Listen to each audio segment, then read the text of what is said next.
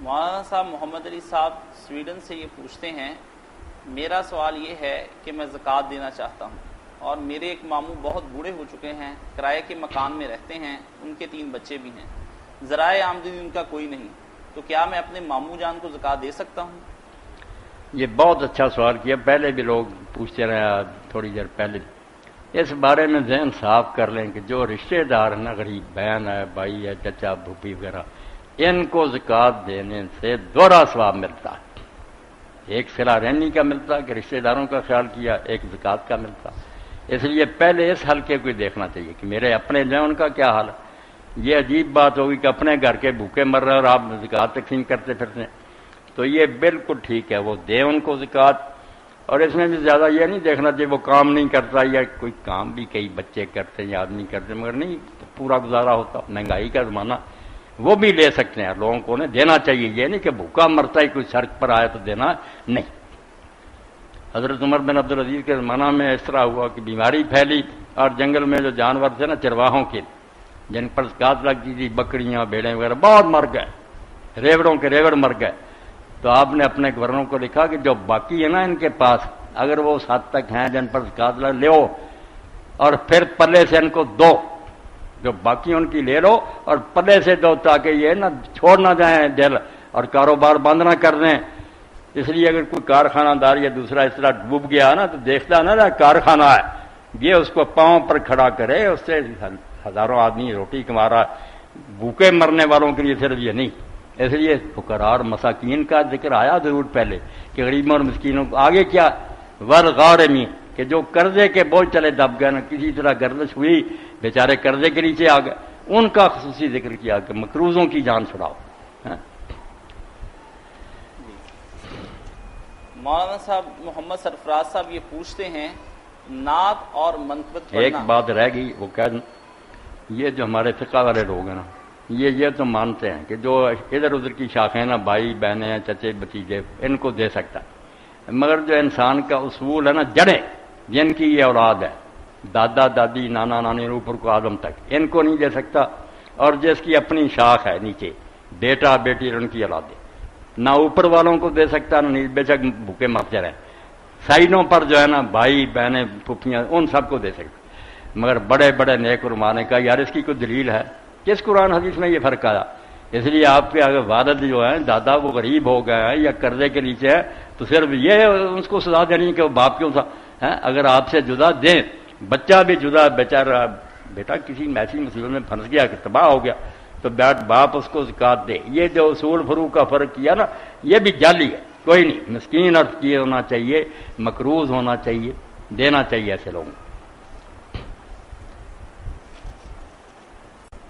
سرفراز صاحب کا سوال اور ہے، یہاں ایک بات کئی لوگ نا یہ زکوٰۃ کے بارے میں انہوں نے یہ بھی بنا دیا کہ کب یہ مسجدوں کو نہیں دے سکتے، یہ بھی بناوٹی بات ہے۔ کس آیت حدیث میں آیا کہ مسجد کو ضرورت آپ دے نہیں سکتے؟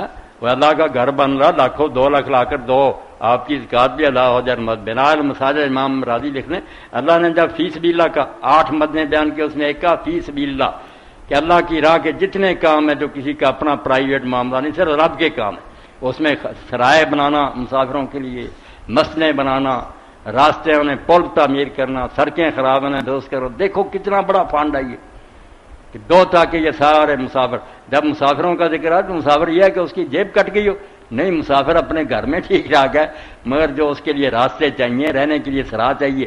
مسلمان ملکوں میں سرائیں بنی ہوتی تھی، کوئی ہوٹلوں میں نہیں جاتا تھا، لوگ جا کر وہاں رہتے تھے۔ امیر آدمی زکوٰۃ دیتے رہے، اس فنڈ سے وہاں ملازم ہیں، باورچی ہیں، لوگوں کو کھلا رہے ہیں۔ اس لیے ابن بطوطہ جیسے کہاں سے چلتے ہیں، چین تک چلے جاتے ہیں، انہیں ذرا فرق نہیں محسوس ہوتا، اپنے گھر میں پھر رہے ہیں۔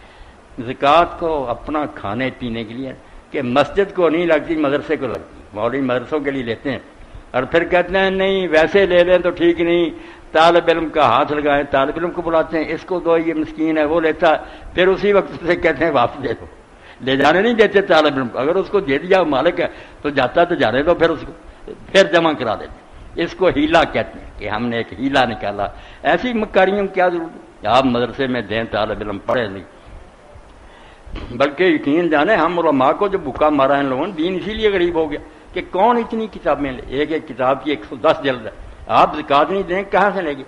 امام نواب صدیق رحمۃ اللہ علیہ فرماتے ہیں سب سے بڑے جو دین کے حقدار ہیں نا علماء، بے شک کروڑوں پتی ہوں، وہ علماء ہیں جن کو کتابیں لے کر دو، زکوٰۃ سے لے کر دو تاکہ دین کو وہ پھیلائیں۔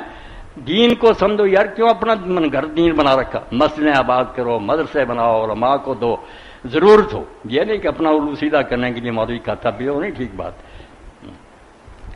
اس ضمن میں مولانا صاحب آپ کی توجہ دلانا چاہوں گا کہ ایران میں جو مجتہدین ہیں، لوگ ان کو اپنی زکوٰۃ دیتے ہیں، جس سے وہ کروڑوں روپے کی کتابیں چھپوا کے عوام میں تقسیم کرتے ہیں، ان کے لیے توضیحی مسائل بیان کرتے ہیں، کتابیں چھاپتے ہیں، اور اسی طرح اور بڑے مصارف ہیں۔